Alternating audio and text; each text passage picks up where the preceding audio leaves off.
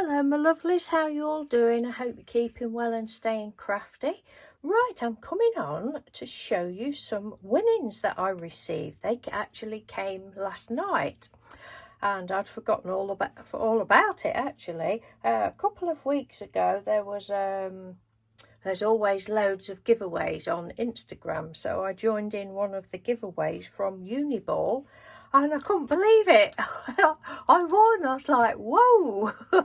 Thank you very much. Anyway, it came last night, so thank you Uniball. So I've got 2 packs of these Uniball Eye, they're called. I've got a black one. I think I've got a blue one as well somewhere, but they're lovely pens. And I actually only said to Mr. Doodle, well, a few days ago, it could have been since I entered the giveaway, can't remember, but a few days ago, I said to him, oh, I've really got to get another black Uniball eye pen because they're brilliant. I love it. And I've won not just 1 pack, but 2 packs. 2 packs of 8, and there's all different colours, look. Beautiful. There's black, blue, light blue, red, green, pink. That's like a magenta colour and purple.